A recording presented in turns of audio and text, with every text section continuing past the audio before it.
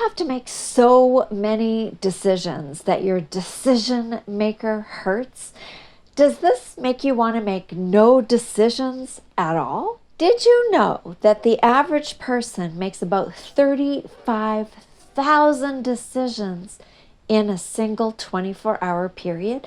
Isn't that incredible? 35,000 decisions, from what to wear in the morning, to whether to have a pumpkin spice latte or a chocolate latte or salted caramel, to whether or not you continue watching this video. Studies have shown that we factor in about a 7-hour time frame for sleep, give or take. Who's getting 7 hours? I don't know. Not me. But you factor in 7 hours, that means that you've got about 2,000 decisions an hour, or one decision every 2 seconds.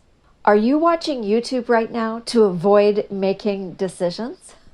Shh, I won't tell anyone. I applaud you for watching a career channel, because at least that's somewhat productive. But are you holding back on making some decisions right now because you're watching me? I'm Jenn Swanson, your career coach, and I'm here to tell you that decision fatigue is common.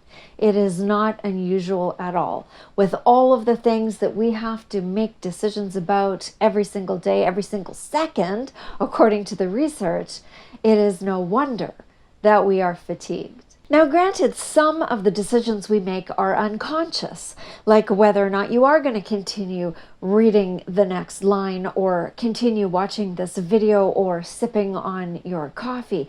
But any of the decisions that you make that take up thought processes mean that your brain is being drained of energy, because thinking is tiring. It takes effort. It takes energy compared to the unconscious decisions that we make almost momentarily. You are not weird or unique if you feel overwhelmed by all of the decisions that you have to make. And given that you have to make a decision, one decision every 2 seconds, it's no wonder that you are tired. One of the things that's interesting to note is that when you make a decision about which you have to really think and use your thinker, you expend more energy. So if it's a big, heavy decision that has a lot of consequences, if it is decision making that will have life consequences, that will, to do with a project at work or something like that, that is going to take a lot more energy from your brain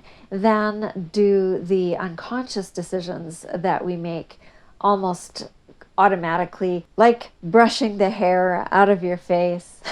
I wanted to have something to use to emphasize when I was talking today, and I just grabbed the first thing that I saw. Boom, decision made. Didn't really think about it too much. So there. Strange, but true.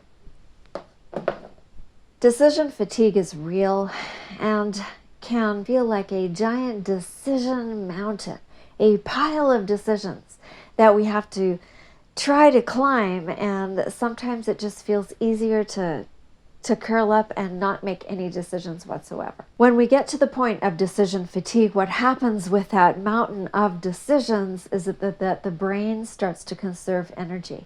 It's reached its capacity for making informed, planned, proper, conscious decisions, and starts to conserve energy, and we feel tired, we feel fatigued, and then the decisions that we do make at that point might not be the best decisions that we can make. A job search can be a decision mountain where there are so many things that you have to decide on to get even to the point where you feel like you're starting. So can being part of a project at work or putting on an event for your company. There are 4 main signs or signals that can alert you to the fact that you might be suffering from decision fatigue. These are procrastination, impulsivity, avoidance, and indecision, all of which can get you into trouble. So I'm going to give you 6 things today that can help to reduce your decision fatigue, or maybe even prevent it, thereby saving your brain some energy and therefore boosting your productivity. The first one is to make big decisions first thing in the day when you have the most energy. The second thing is to automate everything you can possibly automate, from what you wear in the morning to what you make for breakfast, to which route you drive or you take on transit to get to work. Maybe you get to walk, but automate things so that you don't even have to really think too much about them. If you're interested in making a breakfast smoothie, the one that I have every single morning, I will link to a video to that recipe on how to make a very healthy and nutrient-rich recipe for a smoothie in the morning at the end of this video. The idea is that you build good habits that then become so routine that they become automatic, and you don't have to actually put a lot of your brain energy into those tasks so that you can save that energy for later. The next thing that is a good idea to do is to simplify. Simplify your wardrobe and how many things you have in it so that things mix and match and you don't have to think too much about whether this goes with this. It will all go together no matter what you grab out of your closet. Meal plan. Prep your meals in advance and have things ready that you can just grab and put into your lunch bag for your workday lunch. You can do the same with your dinners. You can plan your dinners for the week so that you know what you're doing. You don't have to have that end of the day question, what are we going to have for dinner? Which is always a challenge and sometimes leads to poor choices when we are at the end of the day and have decision fatigue. I am a fan of the calendar. Put everything you possibly can onto your calendar. Schedule it. Schedule your workout so that you get it done. Schedule that conference call that you have to have. Schedule time to visit family and friends. Schedule downtime for yourself. Whatever you have to do, put it in the calendar. Get it in there. Then you can forget about worrying about when you're going to fit it in because you'll have it already in your calendar. That can help to reduce overwhelm and can reduce that brain energy drain. Take the next right step. Sometimes that mountain of decisions that I was talking about can just seem too much and too overwhelming if we look at the whole big mountain, the whole big picture. So take it one simple step at a time.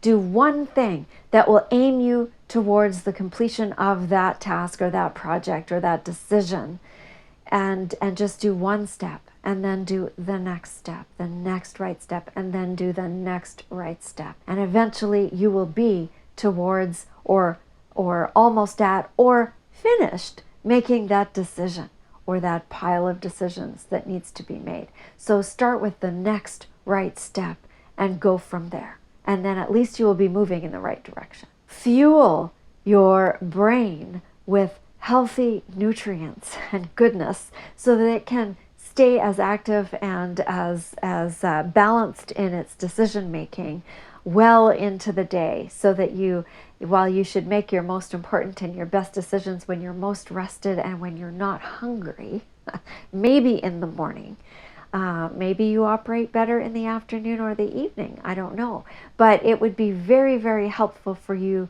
to fuel your brain with healthy and nutritious fuel to help it along so that it can make the decision-making process a lot easier. So to recap, feed your thinker with healthy, nutritious fuel so that you can think better. Take the next right step. So tackle big complex decisions and mountains by heading off one step at a time in the right direction.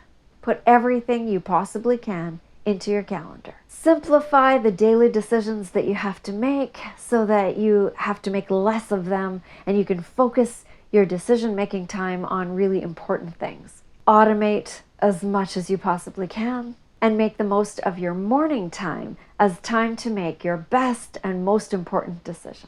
Hit that like button, consider subscribing if you haven't already, and if you would like to add a nutritious and brain-fueling breakfast smoothie to your repertoire, then check out this video on the screen here. Just click or tap that and I will see you over there.